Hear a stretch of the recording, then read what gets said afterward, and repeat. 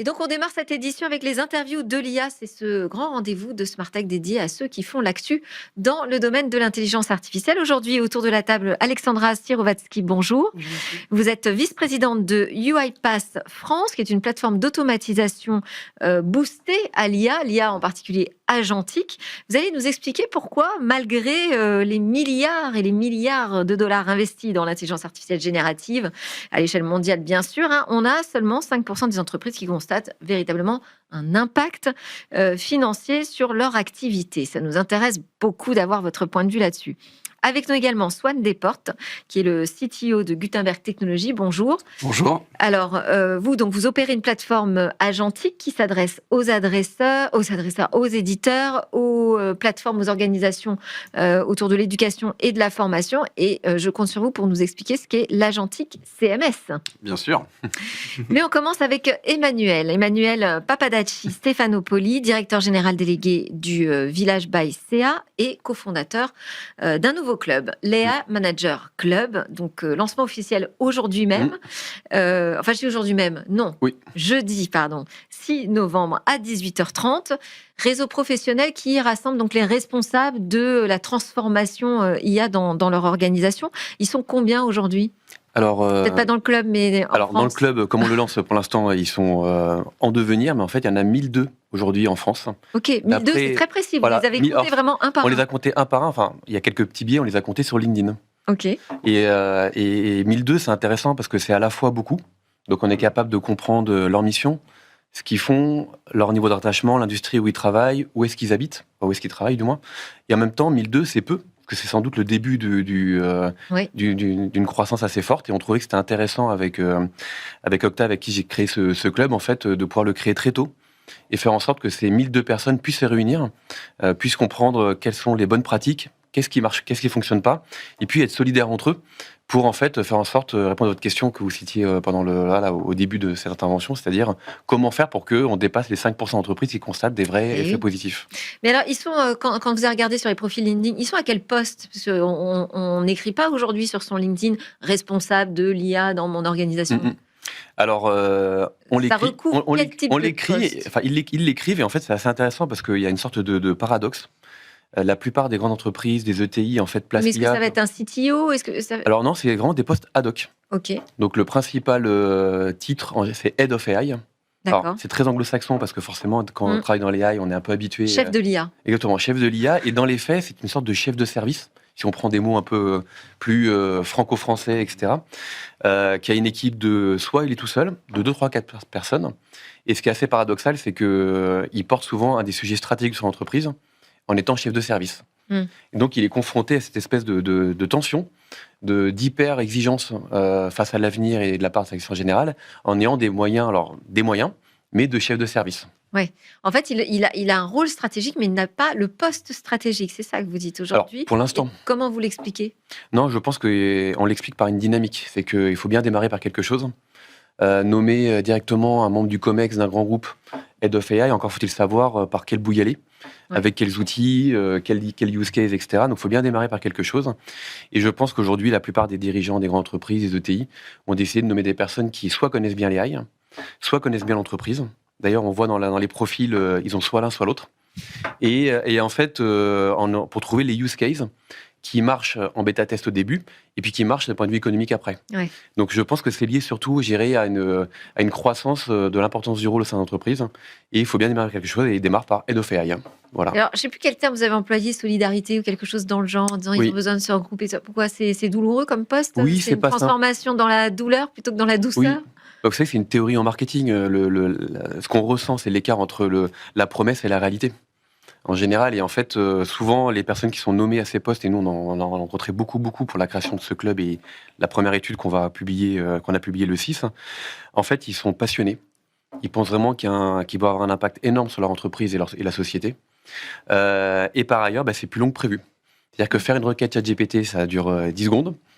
on est super fiers, on sait faire un résumé, on sait générer 40 idées, mais transformer une entreprise, un mode de fonctionnement, un processus, c'est un petit peu plus long. Alors la bonne nouvelle, c'est que c'est plus court qu'avec les techniques qu'on connaissait avant, mais ça reste des processus en semaines, en mois. Et donc il y a pas de petite baisse de morale, mais voilà. En fait, il y a un risque d'effet déceptif, c'est-à-dire qu'on est hyper bankable sur le moment, peut-être auprès de sa direction, et on risque de décevoir. Exactement. Alors, quand on a un peu de métier dans la tech, on l'a connu plusieurs fois. Hein, quand il y a eu les... C'est vrai. Vous vous rappelez toute la... Alors, pour les plus vieux d'entre nous, il y a eu toute la vague des CDO qui avait été nommée.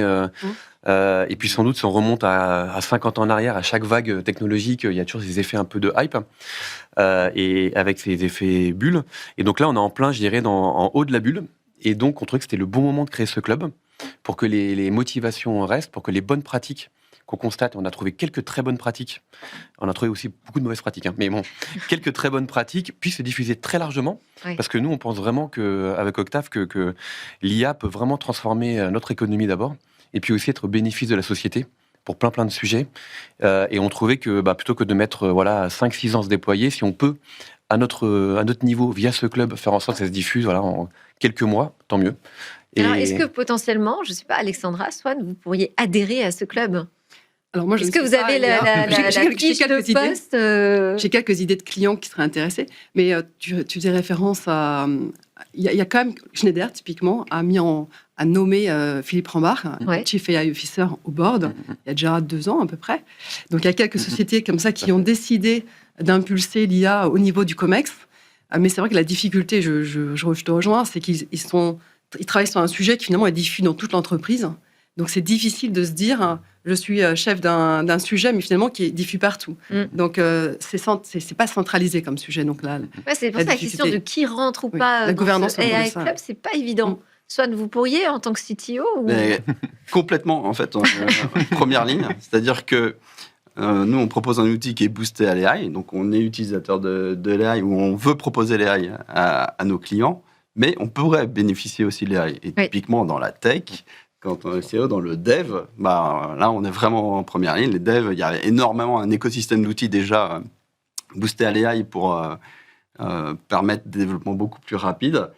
C'est aussi une transformation en changement, c'est aussi faire face aux craintes et aux peurs de son équipe. Donc vous êtes d'accord avec l'aspect psychologique qui n'est pas forcément évident. Exactement. On a beau proposer l'AI, on connaît les dangers évidemment, on voit les dangers aussi pour nos clients, et donc on a aussi ces peurs-là, et donc effectivement il y a probablement beaucoup de bonnes pratiques et de discussions à avoir avec des gens qui... Et parce que vous avez un manifeste, vous dites que l'IA doit produire de la valeur mesurable. Alors, ça met une pression supplémentaire quand même. Non, mais je vais vous donner de façon très concrète. Parce que c'est qu'un manifeste, c'est toujours un peu théorique, parce qu'il faut que ça emporte les gens et que ça tienne pendant plusieurs années. Aujourd'hui, grâce à des projets IA, prenons par exemple des outils d'IA générative, mais il n'y a pas que l'IA générative, en fait, on est capable de faire gagner des minutes à des processus entiers, voire des heures. Mais pour les transformer en cas euros sonnants et trébuchants sur le compte de résultat d'une entreprise, il faut réallouer les ressources à d'autres choses. Oui. Voilà. Donc en fait, le sujet, c'est que si on fait gagner du temps, il faut aussi avoir la capacité à pouvoir réorganiser les entreprises, à pouvoir en fait réallouer les ressources. Et là, on voit bien un peu la tension entre AI Manager et être capable de resizer, revoir un fonctionnement d'une entreprise. Et en fait, nous, on pense que si on met pas ces deux facettes, ces deux dimensions ensemble, en fait, on aura des super prouesses techniques, mais qui donnera lieu, en fait, finalement, à des appauvissements de postes par ailleurs de collaborateurs sans effet concret pour l'organisation. D'accord. Vous êtes d'accord avec cette approche, complètement. Alexandra ? Je pense que tout doit être mesuré. Et vous citiez tout à l'heure l'étude de MIT. Et c'est vrai que c'est des investissements colossaux dans l'IA aujourd'hui. Donc, la promesse, c'est comme qu'il y a un retour d'investissement, au moins au sein des entreprises. Moi, je parle en B2B, évidemment. Ouais. Et ce qu'on constate, c'est que finalement, il y a aussi pas mal d'entreprises qui offrent des licences, sans citer nom, mais copilote ou autre, et en disant, tiens, amusez-vous bien avec ça en tant que collaborateur. Mais finalement, ça reste des cas d'usage à l'échelle d'un individu. Donc, ça va améliorer la productivité individuelle d'une personne, mais ça ne va pas changer l'entreprise. Donc, le business case, il n'est pas forcément mesurable. Et c'est pour ça que nous, notre enjeu, c'est vraiment trouver des processus, des workflows complets d'entreprises qui sont touchées par l'IA, pour qu'on ait vraiment un élément mesurable et qui soit à fort impact pour l'entreprise. Alors, Swan Desportes, on va parler de votre projet Gutenberg Technologies. Projet, non, c'est votre activité.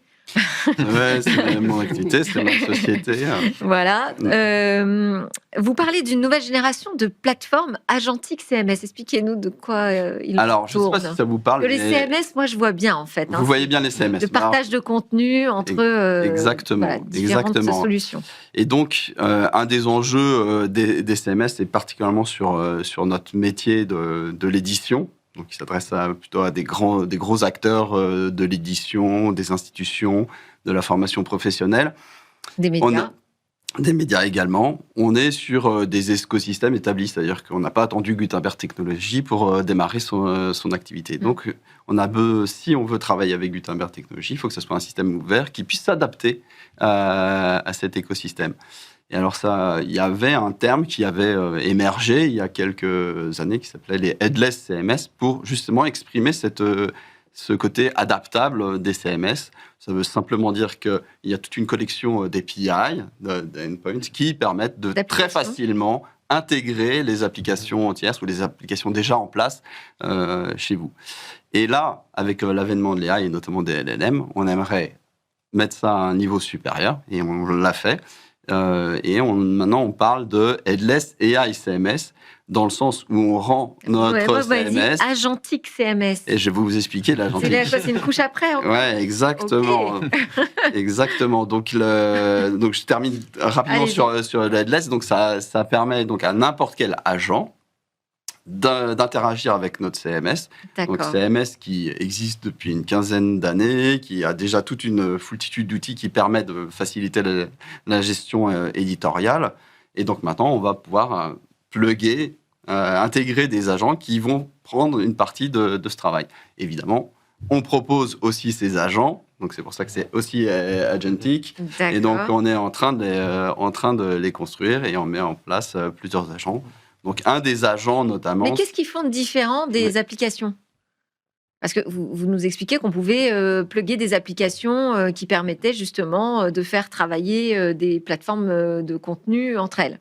Là, demain, on va mettre des agents. Qu'est-ce qu'ils vont faire ? Les agents, aujourd'hui... Les contenus circulaient déjà aujourd'hui entre toutes les solutions. Les contenus circulaient déjà, mais ils sont pilotés manuellement. Donc, typiquement, les types d'intégration que l'on a, c'est avec un DAM, Digital Asset Management. Donc, vous avez vos images, vos vidéos, votre banque d'images vidéo, vous voulez construire des contenus, vous intégrez les deux, ce qui fait que quand vous construisez votre cours, vous pouvez aller chercher des vidéos, des images dans votre DAM. C'est intégré, mais ça reste manuel. Agentic, ça porte la couche d'automatisation. Si je reprends ce cas de figure-là, donc vous êtes en train de construire votre contenu et il y a un agent qui va aller chercher automatiquement les bonnes images et les bonnes vidéos qui sont pertinentes par rapport à vos contenus pour dynamiser. Donc il faut que je lui fasse quand même le prompt qui va bien pour lui demander ce que je veux. Alors, il faut faire le prompt, et nous, on propose des prompts sur l'étagère et des agents sur l'étagère. On a notre expertise métier sur l'éditorial, mais aussi sur l'ingénierie pédagogique. Donc, on a des learning designers, toute une équipe qui bosse à créer ces agents qui vont avoir cette bonne automatisation en incluant tous les bons principes de l'ingénierie. Alors, vous êtes deux experts là sur l'agentique AI, donc c'est bien, on va tout comprendre. Vous, il y a une particularité, c'est que c'est pour le domaine de l'éducation ou de l'édition au travers des contenus. Est-ce que ça apporte une complexité particulière ? Alors, la première complexité, elle est assez commune, mais elle est très prégnante pour l'éducation.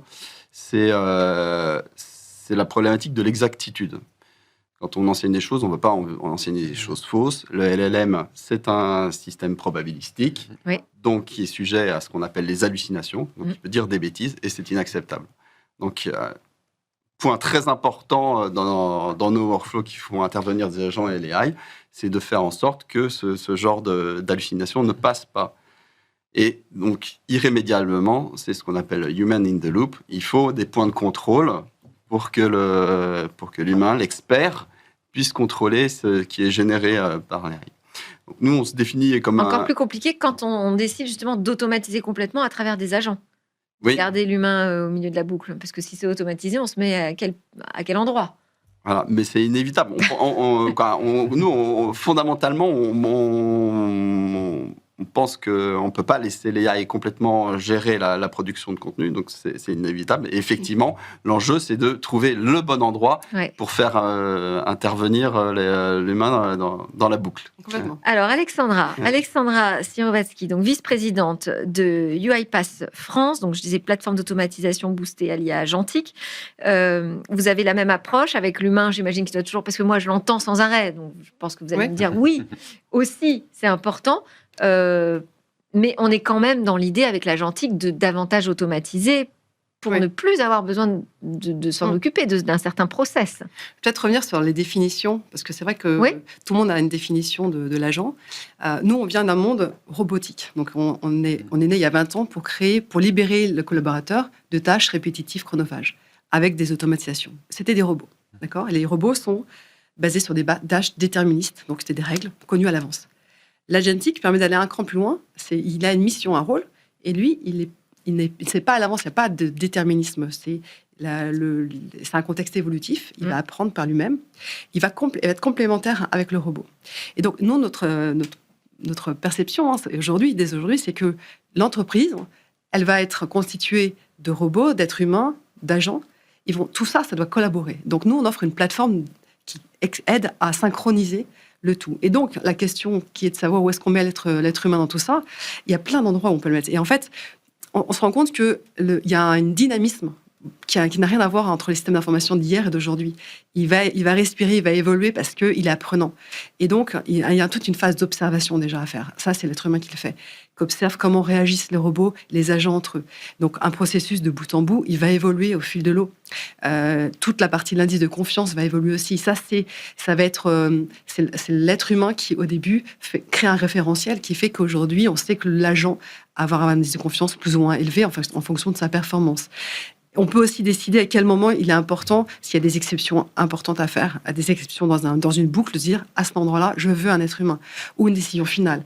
Et nous, notre parti pris, c'est de dire aussi, l'agent, étant donné qu'il a quand même une mission et un rôle et une certaine spontanéité, il peut réagir différemment d'un jour à l'autre, on conseille de ne pas donner l'accès à l'agent au sein de la plateforme d'un système d'information comme un ERP ou SAP.